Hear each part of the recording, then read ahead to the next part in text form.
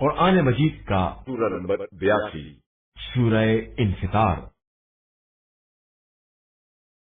سورہ انفطار کے متعلق چند مختصر نکات تلاوت و ترجمے کے ساتھ۔ بسم اللہ الرحمن الرحیم۔ سورہ انفطار موجودہ ترتیب اور ترتیب نزول دونوں کے اعتبار سے قرآن مجید کا سورہ نمبر 82 ہے۔ یہ سورہ مکہ مکرمہ میں نازل ہوا۔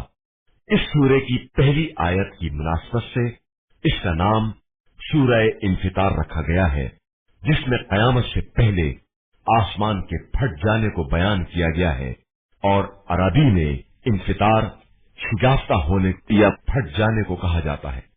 آیت نمبر 5 کے مطابق انسان کے اعمال کے اثرات مرنے کے بعد بھی باقی رہتے ہیں، لہذا دنیا میں اگر کوئی نیک عمل کر جائے جس پر اس کے مرنے کے بعد بھی عمل ہوتا رہے تو اس کی جزا اسے مسلسل ملتی رہے گی، لیکن اگر کوئی برے کام کو پیچھے چھوڑ جائے تو جب تک اس پر عمل ہوتا رہے گا اس کے نامہ اعمال میں گناہ لکھا جاتا رہے گا۔ آیت نمبر 6 کے مطابق انسان اللہ کے کرم کو فراموش کر چکا ہے، کیونکہ اللہ تعالی نے اسے کسی جانور کے بجائے انسانی صورت میں پیدا کیا، لیکن اس نے انسانی کرامت کو بھلا کر جانوروں جیسا کردار اپنایا اور انسانیت کی آبرو کا تحفظ نہیں کیا۔ جو شخص اس سورے کی تلاوت کرے گا وہ نامہ اعمال کھلنے کے وقت رسوائی سے اللہ تعالی کی پناہ میں ہوگا۔ بسم اللہ الرحمن الرحیم۔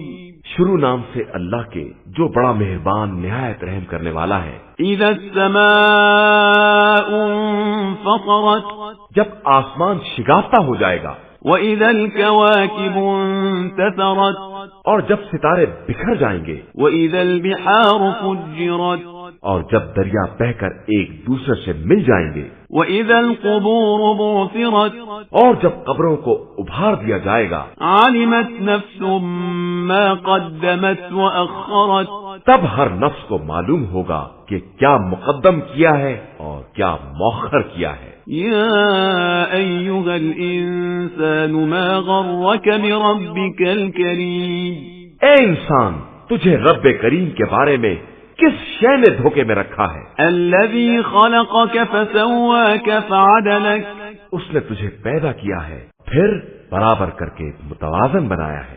في أي صورة ما شاء ركبك، اس نے جس صورت میں چاہا ہے تیرے اجزا کی ترکیب کی ہے۔ كلا بل تكذبون بالدين، مگر تم لوگ جزا کا انکار کرتے ہو۔ وإن عليكم لحافظين، اور یقیناً تمہارے سروں پر نگہبان مقرر ہیں، كراما كاتبين، جو باعزت لکھنے والے ہیں۔ يعلمون ما تفعلون، وہ تمہارے اعمال کو خوب جانتے ہیں۔ ان الابرار لفی نعیم، بے شک نیک لوگ نعمتوں میں ہوں گے، وان الفجار لفی جحیم، اور بدکار افراد جہنم میں ہوں گے۔ یصلونها یوم الدین، وہ روز جزا اسی میں جھونک دیے جائیں گے۔ وما هم عنها بغائبین،